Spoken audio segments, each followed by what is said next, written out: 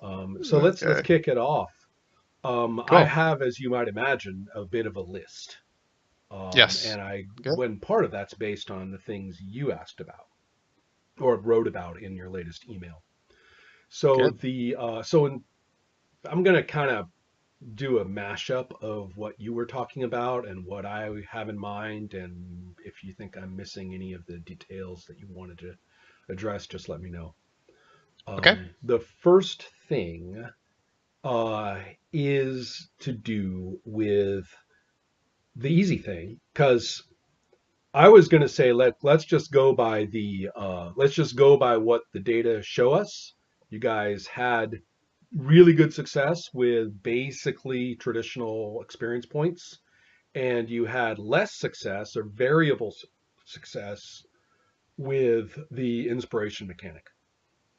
Yeah. So, first things first, when we try a thing that we're going to call Tor's, embryonic design, whatever we call it, we need to give it a working title for fun. N- Not Um, ElfQuest. Not ElfQuest. I'm afraid that one has a fandom that will cry foul. Um, but the uh, but the idea is elf crawl, elf delve. Yeah, Elf Crawl. yeah. Um, but the thing I'm getting at is that if we were going by our last session, then I would have said, hey, listen, for embryonic elf crawl or whatever, Tor crawl, elf Tor, something, um, kill the inspiration. It didn't work. See if the other thing works and if it's enough, mechanically speaking. Did those bonuses really mean shit anyway?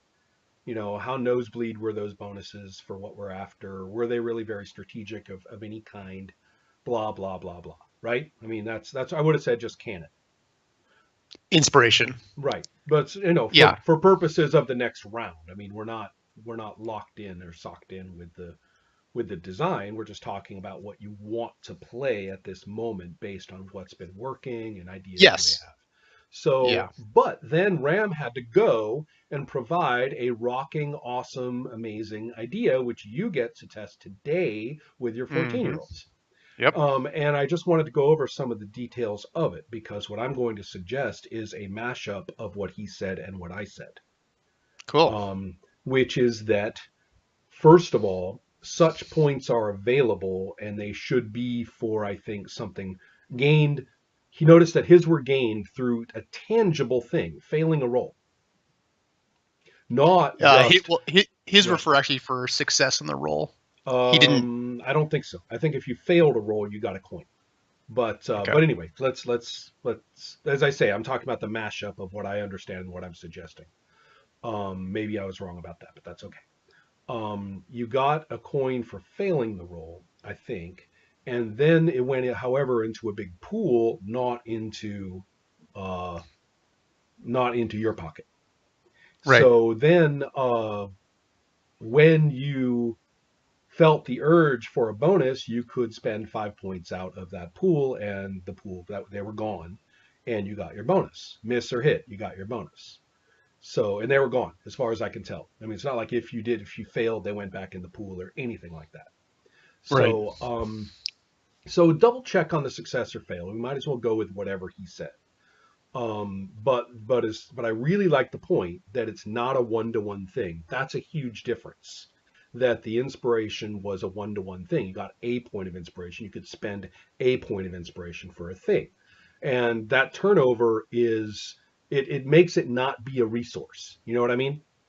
It's not a resource. There's no limitation. You can always just, put on your elf hat again and get another point after you spent the last one, and big fucking deal.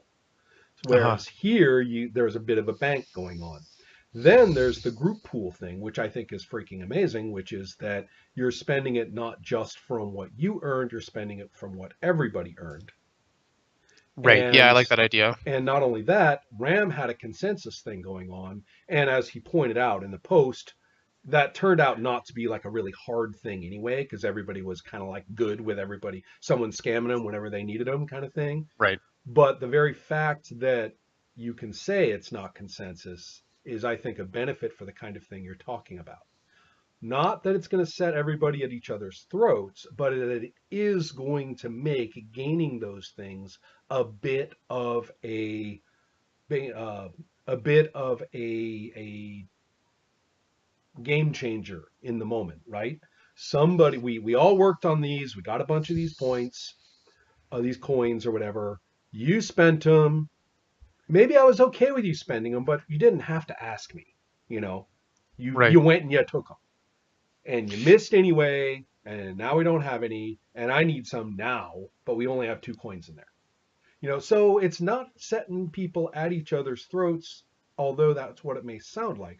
What it is it means there are rises and falls in the availability of the payoff. That's what I'm So talking about. I have a question about that that occurred to me. So I mean, his basically you're getting those currency, you're getting those coins in his system. Kind of, it's almost incidental. I mean, like basically you're just playing and you're just going to get them. It doesn't By necessarily reward. Right, but you are somewhat, if I'm right that you're getting them for a failure, you're basically getting something out of having gone for it. You did try to do something. You Uh were huh. in there. You were Right. pitching in. And Right. that way, even though it didn't work out, I mean, if you did do the damage, if you did make the saving roll, if you did do the thing, and whether what roles this applies to as well is kind of an interesting question. You could say, oh, it's only saving throws, for example, right? Oh, it's only Right. rolls to hit, whatever. But the point is that, or it's all of them, I don't know. But the deal is that you have it in such a way that a person gets something out of getting in there and trying. I mean, the group, we get something. If you go in there and you take your shot, putting Right. yourself at risk or whatever, being in on it. You're not hovering around the edges. You're not, you know, you're not freeloading here in the Yeah. moment. So it's rewarding you for doing something. I Right, mean, but doing right. I something mean, mechanical. You know, right. Yeah. Yeah. yeah. Yeah. System use. You're actually doing a thing. And so, and you can think about how specific you want to make it. I am not very Skinnerian when it comes to these mechanics of this kind.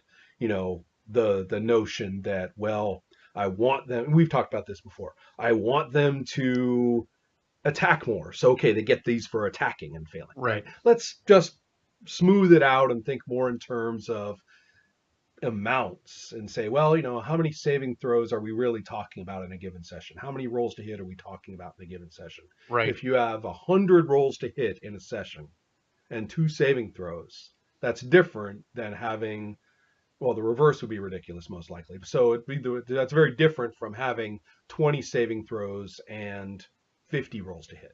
Those are two different Right. ways to play, two different notions of mechanics use. So that's what I'm thinking of, quantities. Yeah. So anyway, Yeah. well, go ahead. Well, I think the way I'm going to run it too is I'm going to pull what's the guy's name who came up with that? Ram. Ram.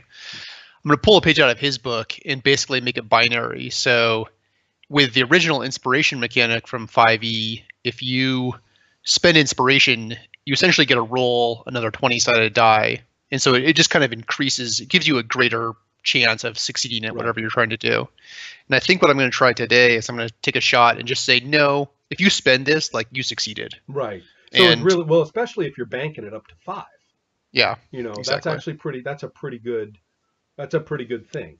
One of the things we're going to talk about for your design is the notion of just how painful it is to roll and do.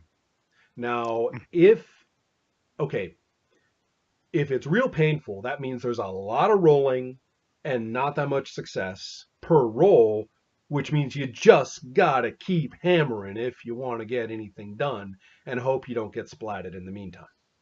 Right. Um, all the way to the other end where, you know, A, succeeding is very hard, and B, it's pretty thorough when you succeed. And it's pretty thorough when you roll a success. High damage, whatever it is, but you really can nail them if you get it in there. Um, you can badly done. The ends of those spectrums are no fun. It's not like there's a golden mean either, because you can do the whole spectrum well. We're playing a game right now, RuneQuest, in which success, especially for starting level characters, is extremely low. Yeah, I listened to your Oh, you first did. Cool. session of that. The success is extremely low, but on the other hand, you're rolling and rolling and rolling and rolling, and after 3 sessions, there's been a considerable improvement. People and Mm, what they've succeeded in has been so plot consequential relative to what they've failed at, that it's uh-huh. clear that if they had failed at what they succeeded at and succeeded at what they failed at, we would have a very different Mm, plot.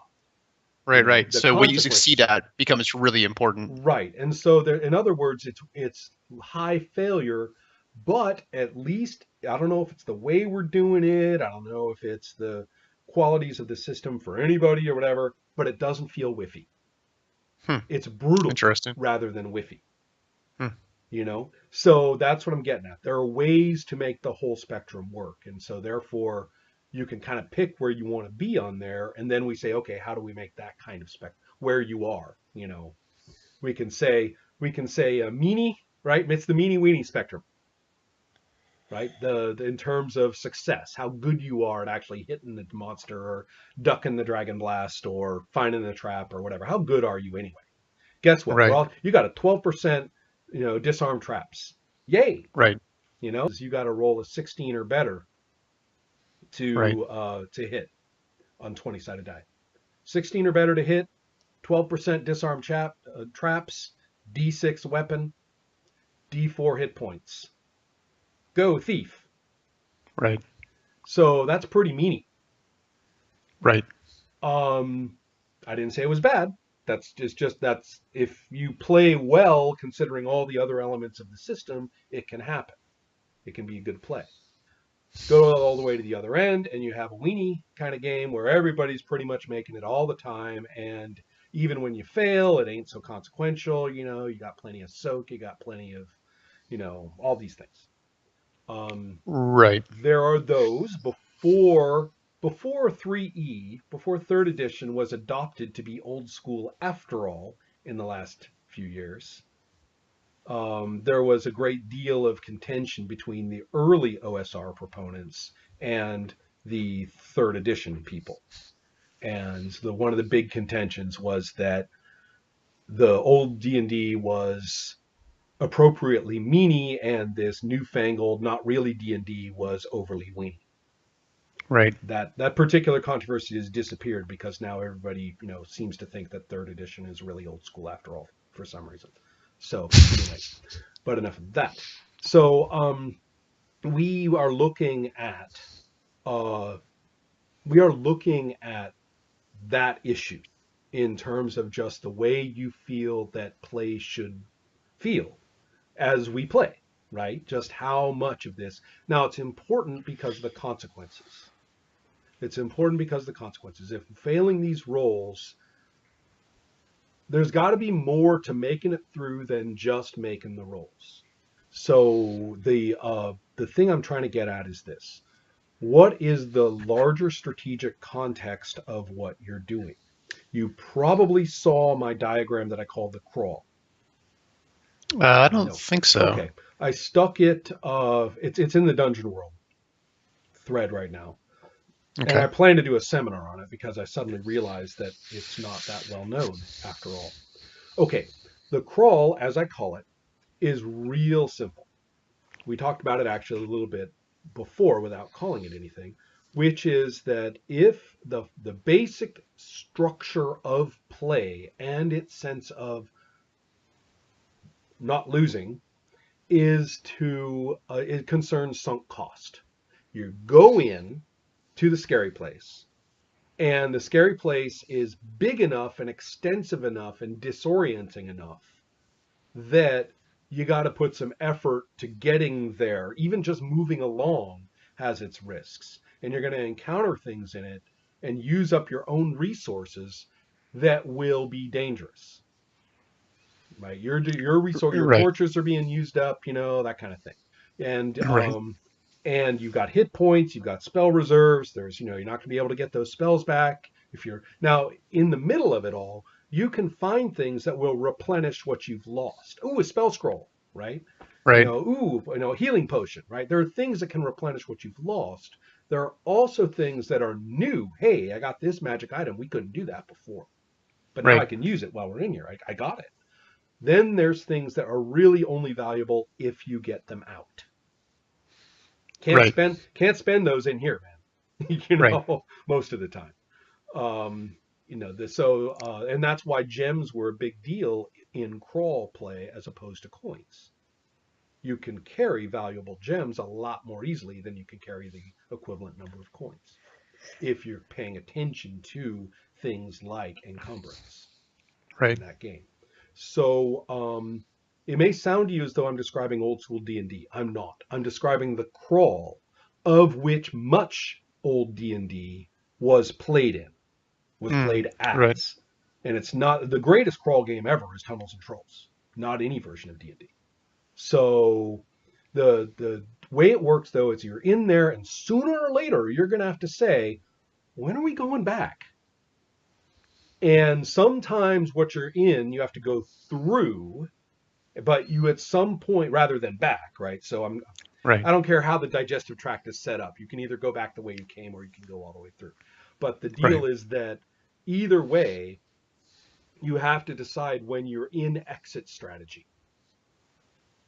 When you say, you know what, we're done with curiosity here. Now we Yeah. are in go mode. It's time to get out. We're at turnaround. We know where our hit Right. points are. We know how much we've gained. We know, what it's looking like around here now. We know what our, how it's balanced for us in the dice. Time to go. I don't care what you see, that looks shiny. I don't care, whatever. Now, up until now, we've been poking our sticks into things, poking our Right. 10-foot poles into the holes. No more. Never mind poking into the holes. We're getting out because we better. And so when you hit that point is a very, very important consideration in play. It also is very important. It also suddenly makes mapping important because if you're disoriented, getting out is not as smooth, as you need it to be. And so in the most abstracted crawl games like Tunnels and Trolls, as we talked about before, town is abstracted. Right. Um, so another crawl game for sure in a huge way. In fact, I would say probably one of the most explicit of them in modern day terms is Torchbearer. Torchbearer is very, very clear on its mechanics for a lot of the things that were kind of annoying to track in the past, like number of Right. torches. Right. Right. Well, Torchbearer's got it all covered. In fact, the name is perfect. All of a Right. sudden, it's pretty important how many you have left. And they've got mechanics for that are very playable and aren't quite the same. It's like annoying ammo rules versus, useful ammo rules. It's more like better to have a roll to see if you can keep enough ammo going rather than just to actually count the shots. It's a little bit Right. like that. And so, in the case of Torchbearer as well, you also have some really, really interesting considerations. Um, you also have some really interesting considerations about town. Town is still pretty abstracted, but it's been broken into chunks of like what you can do at the tavern, what you can do at the guild hall, and also what risks there are. It's still pretty much okay. We're in town. I'm going here, going here, going here, making this roll, making this roll, making this roll, and it's still pretty abstracted compared to actually being in the caverns or in the ancient temple or whatever it is. But but it's a little more parsed than Tunnels and Trolls, where all of that is just a blank. Right. So what I'm trying to say is that game is all that kind of game is absolutely predicated on the more risks you have borne for longer, the higher your rewards go up. In a game Right. of that kind, you cannot have the generic kind of 90s thing where everybody gets 3 or 4 experience points at the end of every session, and that's that. Right. Doesn't matter really what happened, you know. And so that's you can't do that in a crawl game. In a crawl game, the more you went in, the more you risked it, the more you have a reward. Another fantastic crawl game is the core Lamentations of the Flame Princess. Mm. The core rules. The various versions that are implied or used in various like adventure packs and stuff like that are different. But if you're looking at the core rules, that's what you see.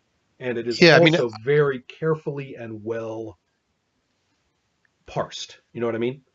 How what yeah. you're putting at risk, what you get, certain things that you don't have to keep track of because we're just glossing those over because we just like them. Other things you do have to keep track of. All of a sudden, fire and forget magic makes a lot more sense in this because it's a resource that gets used up. Yeah, it's Um, interesting. In my experience in Lamentations was it it seemed like the core rules supported the style of play you're describing, and mhm. then when I started to run the actual some of the written adventures, The it was distinction is, actually yeah. it was a very different game than I Mhm. expected actually. The And written adventures often seem to me to be using a different set of core rules. Is all I have to say. It's yeah, they really do. whatever the person had in their head when they wrote the adventure. Usually not Jim, someone else. Whatever Mhm. they had in their head, that's the game they were writing that adventure for.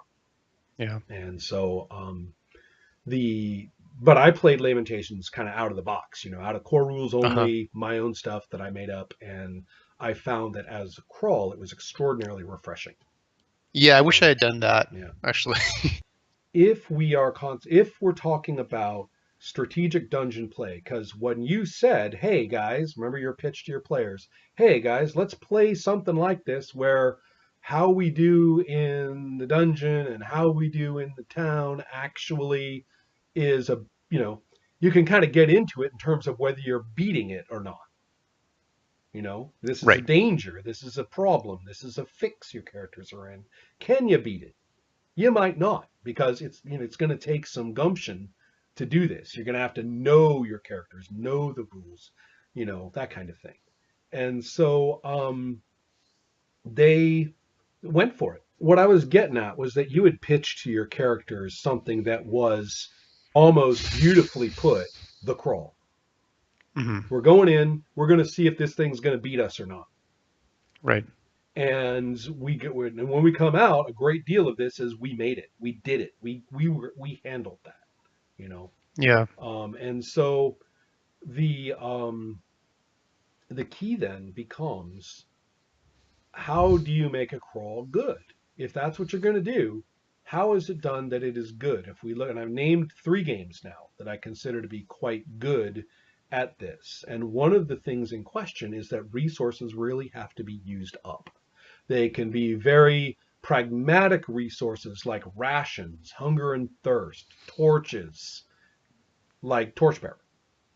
Right. They can be a little bit more, they can be a little different, um, like in the other 2 games. Each one is a little different. Each one spins why you go in and why you go back in a little differently. For example, in Tunnels and Trolls, there isn't anything. You go back in because that's what we do. Right. Whereas in Lamentations, there's actually kind of an interesting character psychology or description, a common description for all player characters, which is just taken as given. Everybody here is unable to function in regular society. They just can't.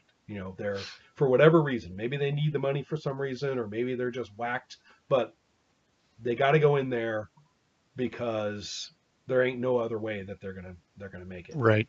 And Yeah, that's how we so, started our Mentor game that we yeah. played. That we started a year ago, and actually Hmm. was very, very effective. Yeah. And then you also have something a little bit more like Torchbearer, which is a bit different, where without much explanation, it's really just atmosphere.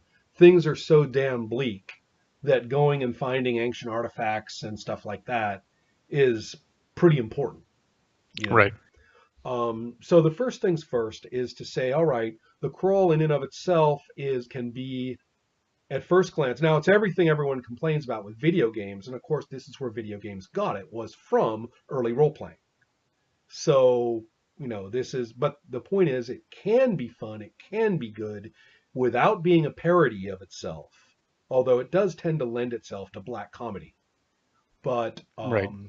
it's not. It doesn't have to be a parody of itself or a satire of itself. My game Elves is a bit of a crawl, and it's a satire of itself. Right. Whereas whereas it doesn't. This sort of thing doesn't have to be. It can be a genuinely interesting thing. Here's the deal. What resources are we talking about? We talked about lives as a resource. And we talked about how lives are not, they should not be the only resource, right? With everything else being an inconsequential wiggle. I mean, there need to be some other resource that is gettable and matters. In Tunnels and Trolls, you'll see several resources at work. Wizards and rogues cast spells with strength. Hit points are different from strength. So those are two different physiological resources that are being used up. You also have uh, various other things about equipment and armor, which depending on what rules you use, the armor can actually become worse and worse and worse as you go. Mm. It's not totally ablative, but there's some rules for that. Then you also have an interesting thing where money matters immensely. First of all, you can spend money to bring up your attributes. To use a given weapon, you need a minimum strength and a minimum dexterity. Mm. So if you want a better weapon, then you're going to need both the attributes to wield it, which costs money, and levels, I believe, help you on that. But and then also you have money is what you get spells with. It's that straightforward. You cough it up. You need a wizard to go buy spells, or else you're not going to get any spells. You can't have just rogues; they're not going to get any spells. So um, those, as well as a few other things, make it important that you not only go in there and that you not only just kill things, you gotta make money. Money Right. matters in Tunnels and Trolls. You know Right. what it pays for. What it pays for is very important. And so Yeah. therefore the ability to carry it is important. And then the black comedy sets in because then you look at the rules for hirelings and slaves. And yeah, then things go a little wonky from there. But that go on. The point Yeah, being money that is yeah, it's really weak in 5e. It's right. essentially is experience. Well, actually, no. In the rules, it is not experience points, and I immediately ruled it as such. But Huh. beyond that, Yeah. it I wasn't yeah. good for much, to be honest. Like, Somebody will have to tell me when money stopped being literal experience points for yeah, D&D. yeah, I don't know. It was experience points all the way through my main D&D history, which was up through the first hardbacks, which were all published before Right, 1980. right. I never played second edition except maybe for like a one shot or two sometime. And then in third edition, much to my surprise, when I picked up third edition and was playing it, and I was like, "Oh yeah, we'll play D&D. Let's check it out. New rules, do do do do do." Then I suddenly realized, wait a minute, experience points don't give you. Wait, money doesn't give you experience points. Yeah, I'm like, really? yeah, Apparently that changed somewhere down the line there that I don't know about. Well, yeah. what I'm trying to say is this: that in Tunnels and Trolls, money is not worth experience points because it feeds so directly Into into something else. the Right, something else's. I mean, basically, making money into experience points at that point would just be you're just adding a conversion factor, right? It's all right, currency, right. It's and so for improvement, you're just what conversion factors do you want? So they didn't need one, so they didn't bother.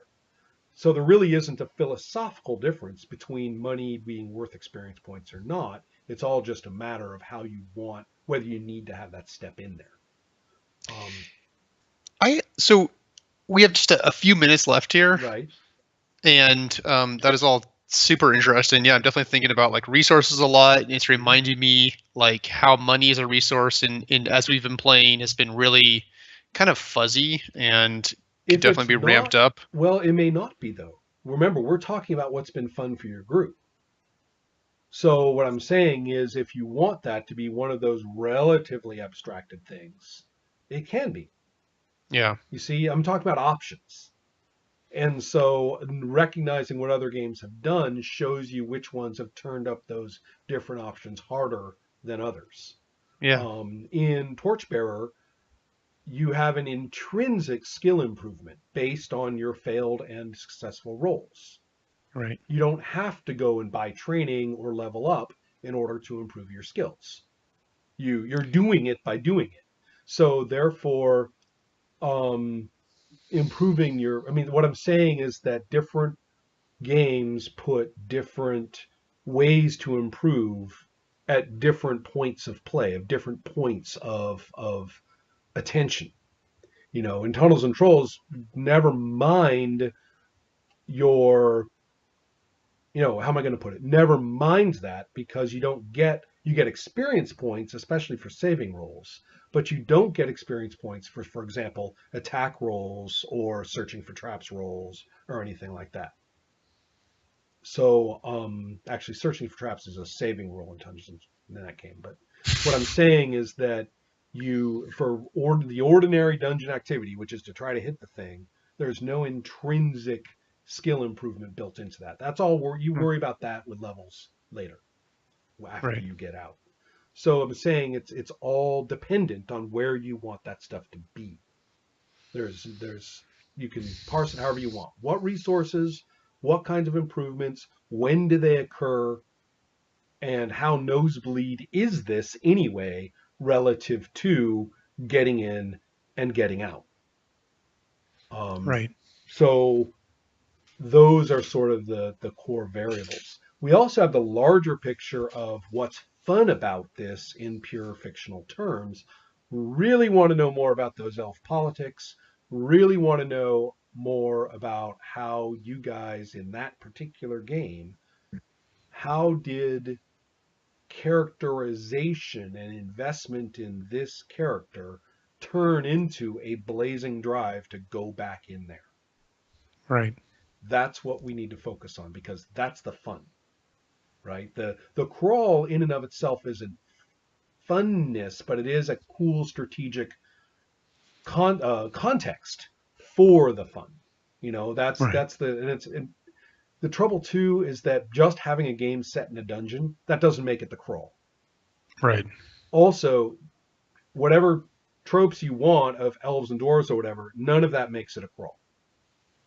Yeah. Um, and there's lots and lots of games that are fake crawls, where and most of the history of Dungeons and Dragons is fake crawling, Right. especially after about the mid '80s. You know, Yeah. and so I mean, it's still got we go into the dungeon, but really the point is to do the saga. It's really to do Right. this Right. epic, and so and so therefore it's pretty much guaranteed that you're going to come back out of the dungeon. I mean, how could the DM tell his great story if right? Right. Um, Yeah. Well, it's interesting because I do actually feel like I have a really good sense of what the crawl is. Like, yeah, I understand it on like a very visceral level. Um, which is excellent. and I'm not positive that that's what I'm designing. Well, that's the question though. If you're not, then you really have to think about what else is going on here. Right. Yeah. And the best thing to do at the moment is to say, what is it that seemed like what you wanted to do when you pitched that to your players and they responded positively? Right. Because it's real easy to talk yourself into or out of something, along the way. Yeah. Um, Well, cool. Maybe that's a good place to wrap it up. yeah. One interesting thing about this level we're talking about, this level of play we're talking about, is that it doesn't really matter at this point what makes, I mean, what is the the real variables of interest. You might want to say, well, in my world, in my game, magic makes you tired. No, in my game, magic, unleashes chaos. You don't pay any personal price, but guess what? That's going to mess with, things. Every time you do something, it's going to mess with things. Another person might say, well, no, magic doesn't make you tired. It doesn't cause any special trouble, but it does get used up in a particularly ferocious way. you know. So to those people talking, those games seem like they're extraordinarily different. But if they're, for purposes of argument, if all of those are crawl games, then all of those are just ways to have risk, resource, and consequence in action. Right. Sure. So, on the other hand, that's at a very theoretical or a very high level perspective. We don't design at that high level perspective. We design at the experiential perspective. From the Right. experiential perspective, it may be worthwhile for you to get a little fantasy heartbreaker here and say, ooh, in my world, in my setting, magic does, works like Right. this, right? Right. Get that way for a little bit, you know? Yeah. Sort of release your 14-year-old fantasy epic visionary dude and get a little nuts on that stuff Right. and recognize that that's all good. There's no bad answer there. Right. The bad thing is to make a bad game using it. Right. But to kind of draw on that and let that get a little funky so that when you sit down with your friends who want to do this and play and they're like, okay, what are the races or whatever, and you're like, oh, this is the bug race, okay, and Right. they have a this, that kind of thing. Kind of get that rolling, Yeah. and that way it's not trivial. It's not just a skin in ways that are hard to explain, and I'm not because I know but can't explain it. No, ways that are hard to know. Progress and commitment at that level feeds upon the ability to make the game design and strategic decisions better. Yeah. They go I to I can see that. Yeah, so that's why I'm saying activate that stuff. Cool. Yeah, I will. yeah. All right. Have a great game. Have fun. Right on, Ron. Thank you. Report on that. Report on that cool mechanic and tell us where we get. I shall. All I right. shall.